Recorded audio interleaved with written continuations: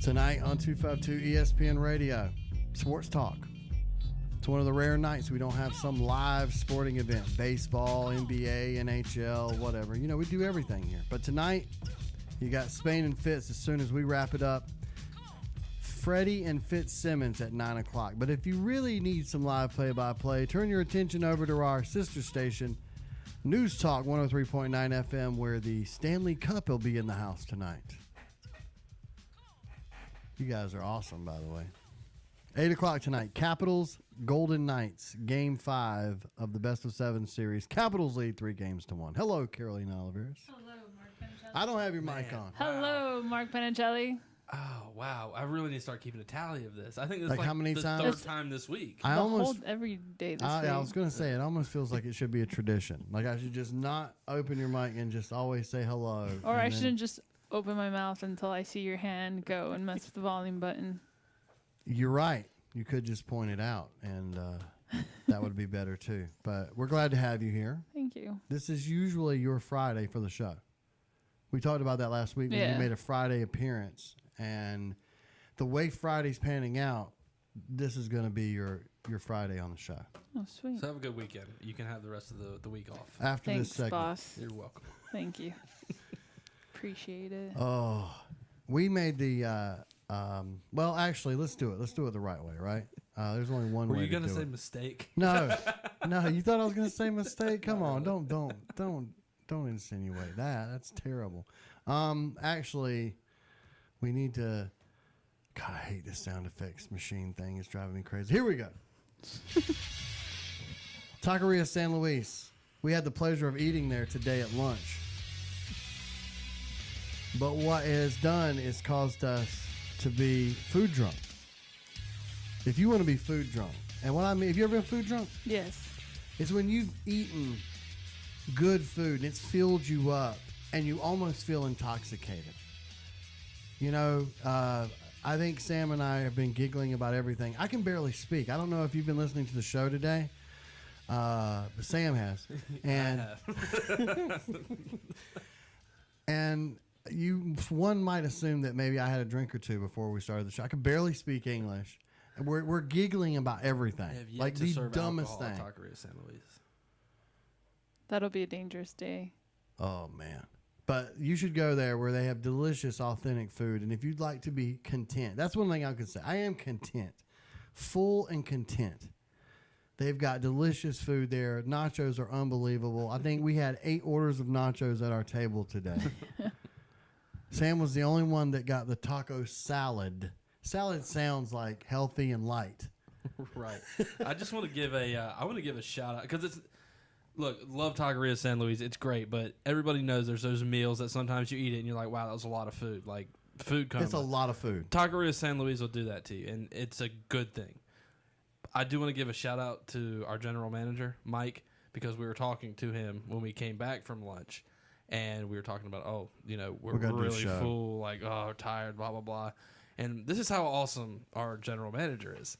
He went so far as to say, next time y'all are going to eat there, what you should do is just come in early, record the show, then go eat, and then just go home and take a nap. Wow. I was like, man. Now that's a boss. What a gig. Good, just record the show ahead of time, then go eat there, and then just go home. Greatest boss ever. Taqueria San Luis, though, you should check it out. The food is unbelievable, delicious, and affordable is the best part. You're going to go there and be full, and you're going to have money left over in your wallet, which I think is always a great thing. So, Taqueria San Luis, 1706 Highway 70, just outside of New Bern, proud sponsors of today's headlines. By Young Misuk. NBA players believe James Harden is this season's most valuable player. As the NBPA announced, the Houston Rockets guard won its MVP award according to the players' votes. Harden averaged 30.4 points, 8.8 assists, and 5.4 rebounds while helping lead the Rockets to the NBA best 65 and 17 mark this season. Harden was also voted most valuable player by his peers during the NBPA's inaugural awards 2015.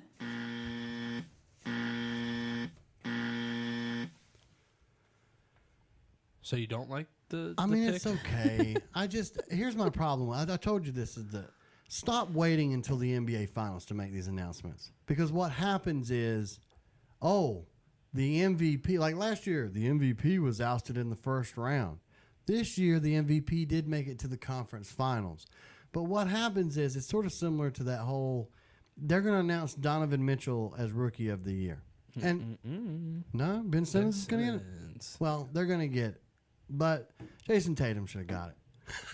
If to follow your point, if they extended it through the playoffs, yes, I think you're right. But as I said, I agree with these are regular season awards, and I'm absolutely fine with regular season awards. But you should announce them before the playoffs start, so that in our minds we don't go, well, come on, man, how are you going to give James Harden the MVP over this guy or that guy? You know, as I said, well, these are the player votes. Not, it's a little different. Yeah, as I said, it's not the actual MVP. It is the vote of your peers, which to me actually holds more weight. Yeah. But as I said, I think if you're going to have regular season awards, I'm not against them, and so I'm certainly not against James Harden or Ben Simmons getting awards for what they did in the regular season. I'm just saying, don't wait to make the announcement when we're a game away from crowning a champion, because what all that does is foster it's sort of like Casey getting the Coach of the Year award a week later getting fired, because that happened, you know. And because the problem is, like I said, this is a what have you done for me lately world. Now, I don't care what you did 3 weeks ago. What have you done for me now? And so when you give somebody an award based on what they did a couple of months ago, that's when people go, "Oh, wait a minute," because you're right. What Ben Simmons or Donovan Mitchell did in the regular season was better than what Jason Tatum did in the regular season, and those guys should be ahead of him in the rookie race. Mm-hmm. But when you, like I said, you start to factor in postseason. The problem is the votes happened way before the postseason took place. We just weren't told who won until now, and that's ultimately my problem. Is not the award; it's the timing of the announcement of the award. Okay, who's winning it? Yeah, I mean, I think you have a valuable argument there. But my argument is completely different, because James Harden just shouldn't have won this award. It should have been LeBron James. Yeah, it should have been LeBron James. And I want to ask you, is the only reason LeBron James isn't winning more of these awards, because I'm not even a LeBron fan, I'm not a LeBron supporter, is the only reason LeBron James isn't winning these awards because he's in the Eastern Conference? If you look at his stats, James Harden played in 72 games this year. He had good stats. He averaged about 30 points per game, about 4 assists, like 7 rebounds. LeBron James averaged 1 point less a game than James Harden, but played all 82 games at the age of 83, had about 3 more rebounds per game, and still had 2 more assists per game. LeBron James versus a guy who's supposed to be a ball-dominant point guard in James Harden. He wasn't the first-place team in the East. I understand that. James Harden led the first-place team in the East, but James Harden had Chris Paul. James Harden had Trevor Ariza. James Harden had Eric Gordon. James Harden had Clint Capella. LeBron James had J.R. Smith. Not even really Kevin Love a lot of the year. He was hurt so much of the year. LeBron James did so much on this team this year. And it's not even one of those years where it's like you look at it and you say, well, LeBron James is just valuable to his team. He's not just valuable to his team. Statistically, he stacks up better than anybody else in the NBA this year. So I just think it should have been LeBron James. And he's not going to win the actual MVP award either. But Harden, man, I don't like James Harden as a player. Yeah, I don't either. He's terrible. What does he do? He just jacks up threes. And then drives in the paint and begs for fouls. The fake flop. The flop. That's what he does, Carolina. I believe it. He's a worse flopper than LeBron James. I mean, as much as we give LeBron James the hard time for how he acts and begs for calls, James Harden is 10 times worse. I actually think it's what I've seen in my lifetime, Shaquille O'Neal, Michael Jordan thing.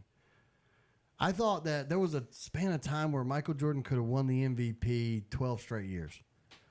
There was a time when Shaquille O'Neal should have won the MVP, I thought, like 7 straight times. So I think a lot of times what happens is, despite the fact that those guys that I mentioned, and LeBron James, to me, LeBron James could have won the MVP a bunch of times, including this year. I completely agree with you. But I think what happens is people go, well, LeBron James, he could win it every year.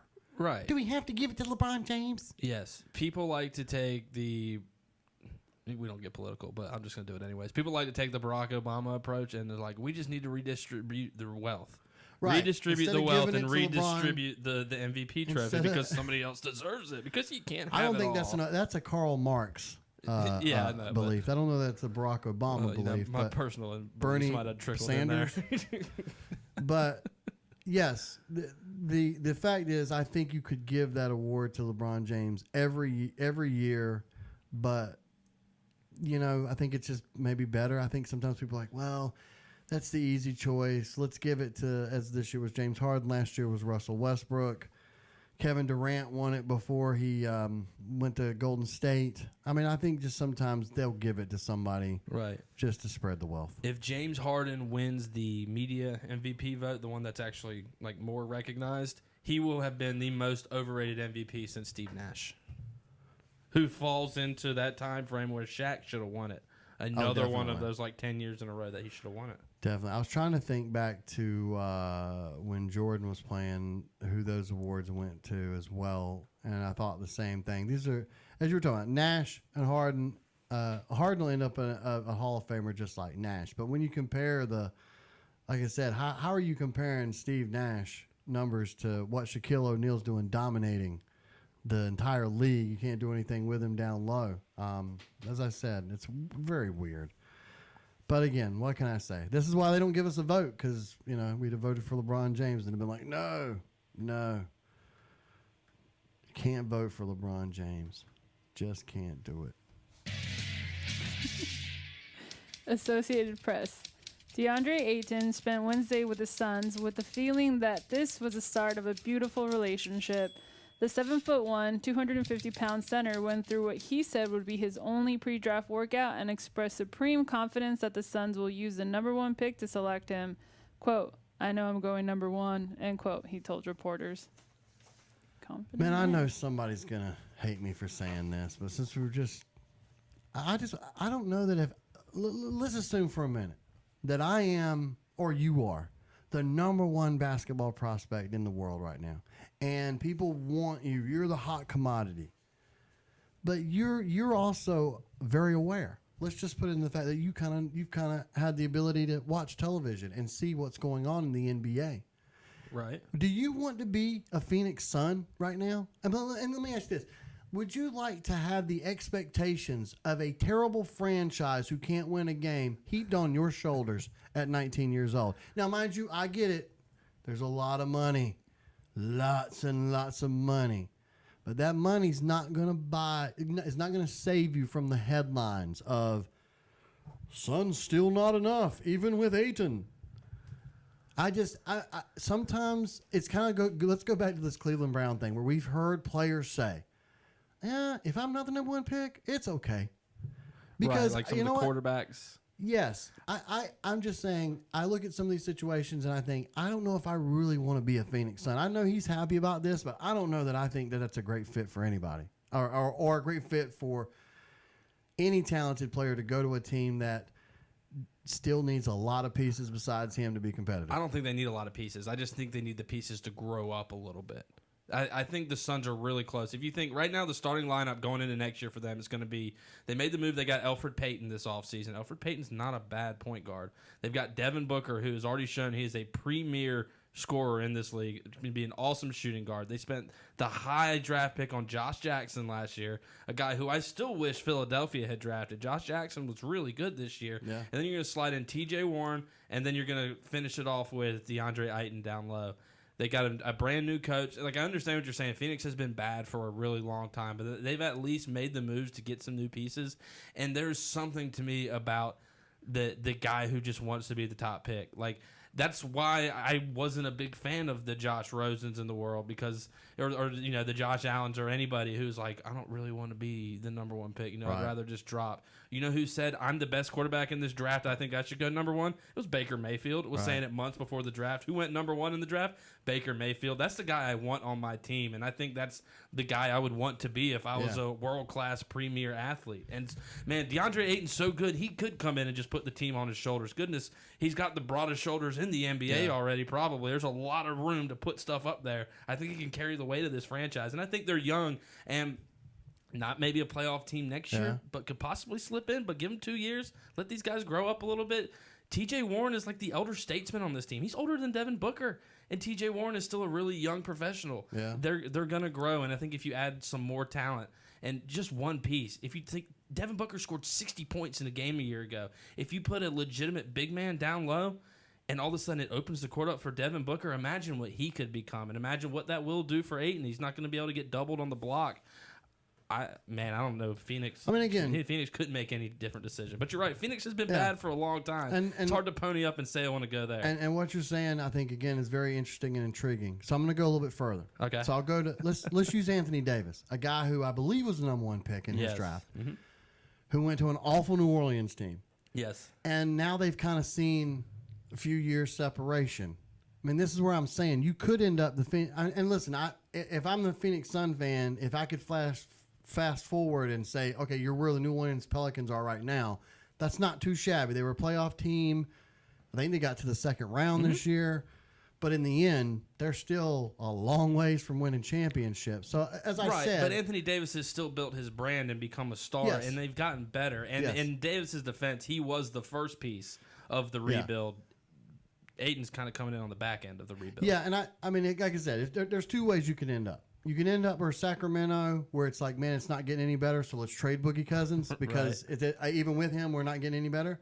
Or you end up like New Orleans, maybe, where it's that. I mean, in the right situation, if enough of the right pieces come along, all of a sudden you're Oklahoma City, who finds their way in the finals with James Harden and Kevin Durant and Russell Westbrook with some great draft choices. But as I said, I'm not saying specifically Phoenix, but I do think sometimes, like, wow, I don't know that I'd really want that because you don't know where it's going to end up. Are you going to be Sacramento? Well, or are that's you going to be New Orleans? Well, that's the thing. But, like, if he doesn't go to Phoenix, number 1, picking number 2 is Sacramento. Picking number 3, the Atlanta Hawks. Picking number 4, the Memphis Grizzlies. 5th, the Dallas Mavericks. 6th, the Magic. 7th, the Chicago Bulls. I would rather go to the Phoenix Suns right now as a star player than the Chicago Bulls. The Phoenix Suns are closer than the rest of those teams. That's some good Can't stuff. believe I said that. We thought these headlines were going to be a little dry. What am we looking at time here?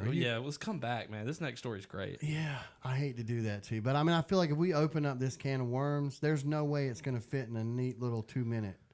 I never thought we were going to talk about a meaningless MVP award for James Harden and DeAndre Aten. He said, and I swear to you, we did the headlines and we were like, we're going to get through these 2 really quick, and all of a sudden, it just turned into that. Please, though, hold on for one. We need to take a break. We'll come back.